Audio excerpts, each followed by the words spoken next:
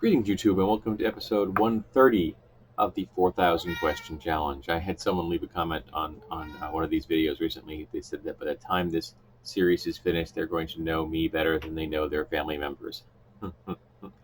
Probably true. Um, what is the worst work of art you have ever seen?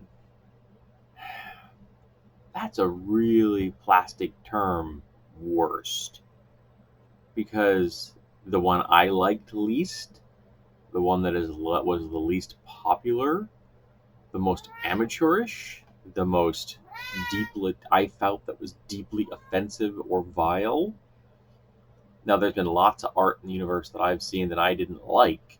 I mean, I post stuff on DeviantArt, so yeah, there's lots of people who are, as the one person once put it, lesser lights. Um, but it's just I just ignore it and I move on. Very rarely have I stopped and thought to myself, wow, that's just a horrible piece of art, because that's not my place. Um, I've seen some really ugly, ugly clown art in thrift shops, some truly nightmare inducing stuff. Uh, I've seen some things that look like, John Wayne Gacy painted them. Um, I don't know if I can answer that question. I've seen some really horrible, tacky things in my day that I did not like at all. But I don't think I can say that there is a definitive worst. I just can't. If you can, tell me. Alrighty. Do you prefer quiet or vivid paintings? And again, what is it with this binary thing?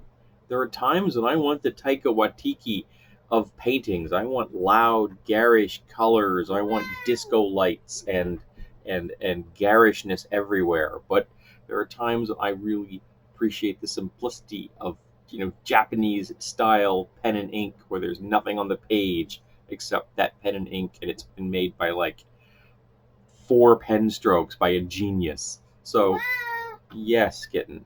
Yes, kitten. She's going to be a pain in the butt. So, quiet and vivid. The answer to that question is yes. My little note paper is just giving it the ghost. All right. Um, what one existing book or movie title defines your life? Movie title. Movie title.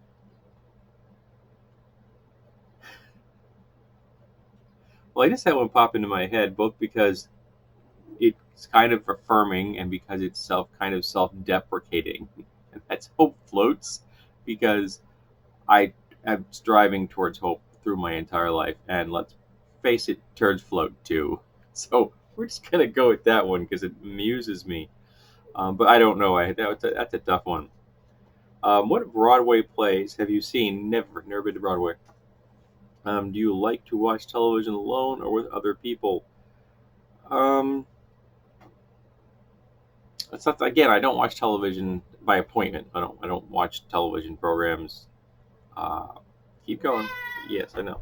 Uh, the only time I watch stuff on disc is with my wife, so I guess with other people. I can't remember the last time I watched a TV show by myself. Um,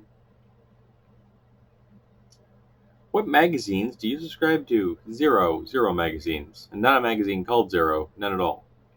Are there magazines? Is there a magazine called Zero? Zero magazine? I should look that up.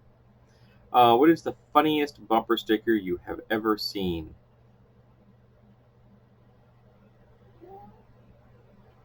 I don't. I don't keep track of that kind of thing. I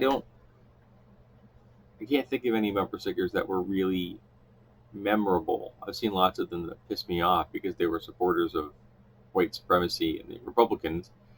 Um, but funniest bumper sticker I've ever seen? I can't think of one, man. I don't know.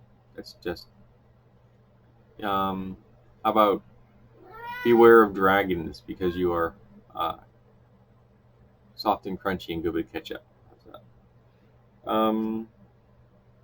Do you write letters to the editor? No, I do not. Has anything you have written ever been published? Yes, it has. Well, of course, in high school, I had literary magazine stuff done, but I've actually had poetry published in a national pagan magazine. Um, which current celebrities do you think will be remembered in 50 years as legendary as and why? So, celebrities of the moment, they were remembered in? I'm going to give Millie Bobby Brown chops for that one, because I think that she's got a bright future. She's really good, and she's doing both the modeling and episodic fiction, you know, television shows and movies. So I think she's got enough legs there to make it 50 years.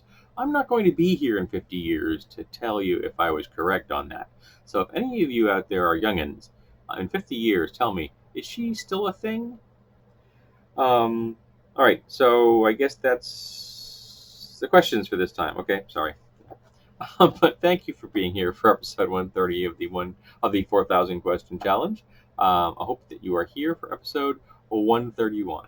That's 5 minutes.